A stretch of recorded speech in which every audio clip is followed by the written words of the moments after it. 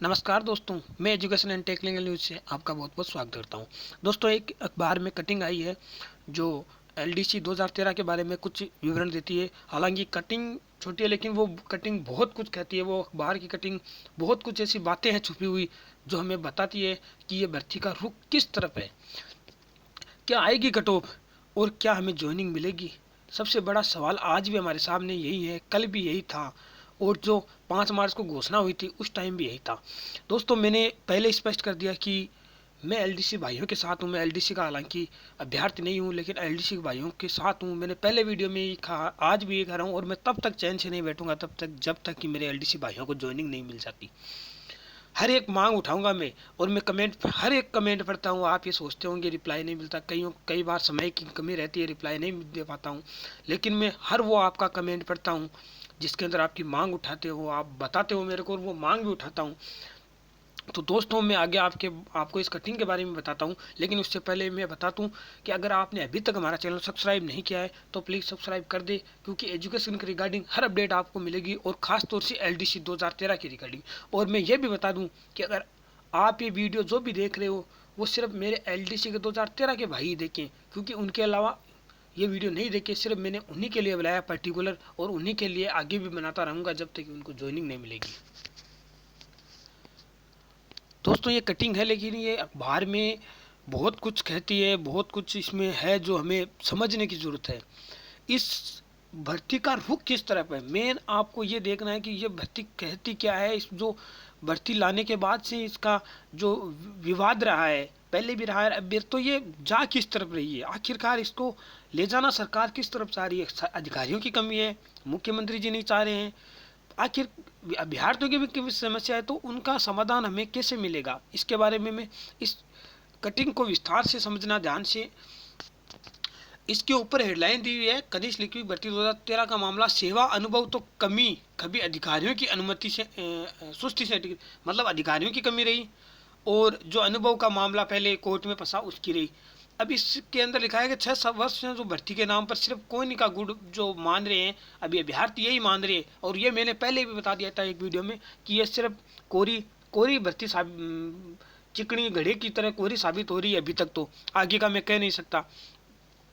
और इसके अंदर विवरण दिया हुआ है ये कि बहुचर्चित एवं विवादित कनिष्ठ लिखित भर्ती 2013 अधिकारियों की सुस्ती के चलते फाइलों से बाहर नहीं आ रही है, और न्यायालय और सरकारी गलियारों से 6 वर्ष, जैसे पहले हाईकोर्ट में लटकी रही, उसके बाद में सुप्रीम कोर्ट गई, सुप्रीम कोर्ट ने डिसीजन दे दिया, उसके बाद में 2 साल तक किसी ने इस मुद्दे को उठाया नहीं।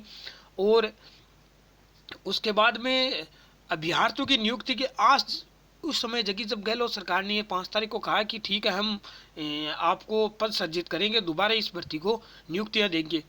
और पदों का समीकरण इस प्रकार से कि कई बार तो अनुभव वाले ऑब्जेक्शन दे देते हैं, कई बार ये प्रेशर विद्यार्थी ऑब्जेक्शन दे देते हैं, तो ये भी मामला फंस जाता है आगे जाके कि इनमें से कौन सही है कौन गलत है, सरकार के लिए मुश्किल हो जाता है। हालांकि मैं ये मानता हूँ कि इसमें फ्रेशर विद्यार्थियों को मौका दिया जाना चाहिए, क्योंकि अनुभव वालों को पहले मौका दिया जा चुका है ज़्यादातर। हाँ, अनुभव वालों को मौका दो, लेकिन उतना मौका नहीं मिलना चाहिए कि अनुभव वाले ही सब शामिल हो जाए। आचार संहिता की चलते एक बार फिर ठंडे बस्ते में जा रही है, और इसके आगे दिख रही है कि इससे अभ्यर्थियों को सिर्फ भर्ती की कोई नहीं गुड़ जैसी साबित हो रही है। 2006 से शुरू हुई थी लड़ाई, पहले इसके अंदर क्या थी, अब क्या सिस्टम है। जिला परिषद के अंतर्गत राष्ट्रीय रोजगार गारंटी योजना, वाटरशेड तथा स्वच्छ भारत अभियान अंतर्गत 2006 में प्लेसमेंट एजेंसी के माध्यम से विभिन्न कार्यक्रमों को लगाने के साथ ही स्थायीकरण की आवाज़ उठाने लगी। इस पर तत्कालीन सरकार ने 2008 में प्लेसमेंट हटाकर इन कर्मियों को सुविधा पर लगा दिया। मतलब उस टाइम 2008 में वसुंधरा सरकार ने ऐसा किया था। संविदा कार्मिकों की मांग पर 12 फरवरी वर्ष 2013 को सरकार ने कनिष्ठ लिपिक निकालते हुए 19,515 पद 515 है पद स्वीकृत किए। इनमें से इन कार्मिकों को सेवानुभव के आधार पर लेना था, मतलब जो बोन संघ थे 30 नंबर वो, और इसके अंदर जो भी 12वीं के 12th के परसेंटेज आधार पर इसको डबल तरीके से किया गया। जो परसेंटेज अच्छे हैं तो वो भी जा सकता है इस भर्ती के अंदर, तो इसमें ये किया गया। अब समस्या क्या आ रही है, ये ध्यान से सुनिए आप। अभ्यर्थियों के मुताबिक 2013 में जारी हुई भर्ती में जिले में 499 पत्ते, मतलब उस जिले के बारे में बताया गया है जहाँ की कटिंग है, लेकिन यही समस्या हर जिले की है, उस जिले की भी नहीं है। 13 पद मर्द राज्य कर्मचारियों के लिए स्वीकृत है, जो मतलब जिनके रिटायरमेंट हो जाते हैं, पहले एक्सपायर हो जाते हैं, उनके लिए होते हैं ये पद।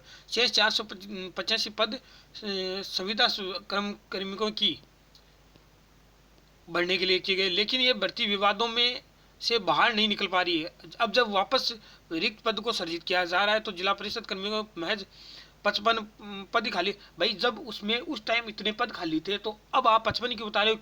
किन किन पोस्टों से आपने भरे थे? वास्तविकता से तो अवगत कराओ।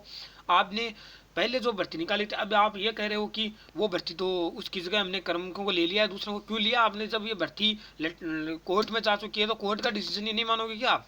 कोर्ट ने कहा है उसका पालन करो, और भर्ती अगर हो रही है तो उसी जगह इनका ही होना चाहिए, दूसरी भर्ती नहीं होनी चाहिए।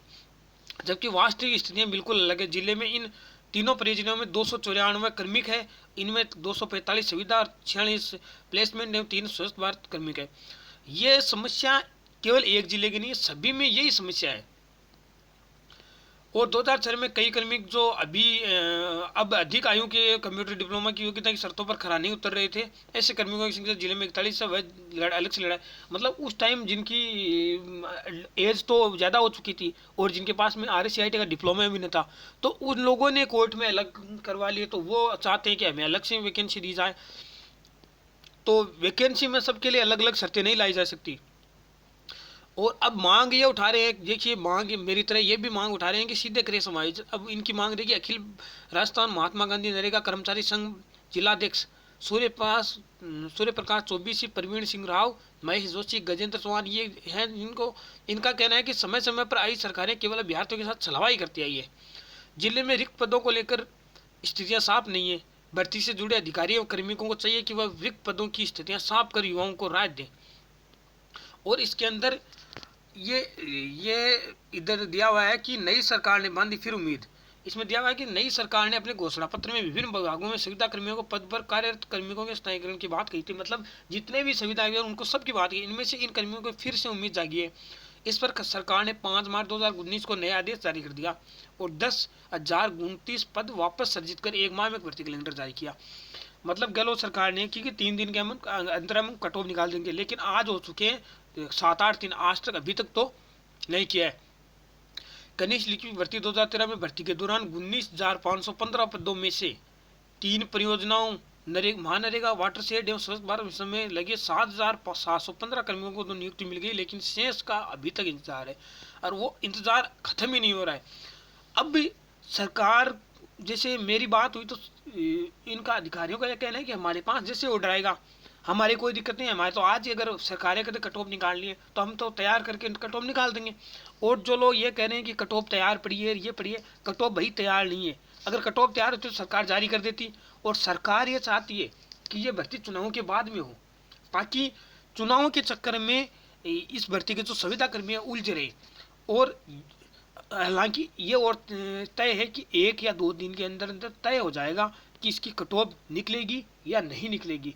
और कट ऑफ निकलेगी तो 2-3 दिन के अंदर अंदर तय हो जाएगा कितने दिनों के अंदर आने वाली है।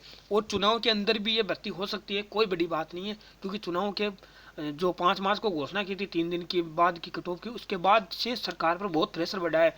जो इसके अभ्यर्थी थे उन्होंने काफ़ी खुद मुद्दे उठाए हैं और मुद्दों में सरकार को अलग अलग बातें बताइए कि हमारी ये डिमांड है। सरकार भी प्रेशर में चाहती, वो भी नहीं, वो उसके भी ये मुश्किल हो रही है कि कहीं चुनाव के अंदर गणित न बिगड़ जाए अभ्यर्थियों के कारण। तो दोस्तों ये थी आज की हमारी सूचना। और LDC, खास तौर से LDC के बारे में जब भी कोई न्यू अपडेट आएगी तो मैं आपको सबसे पहले बताऊंगा, विस्तार से बताऊंगा, हर खबर के पहलू तक बताऊंगा। तो आगे की अपडेट लेने के लिए चैनल को सब्सक्राइब कर दो और वीडियो को लाइक और शेयर करो ताकि सब तक ये सूचना पहुँचे। धन्यवाद दोस्तों, वंदे मातरम।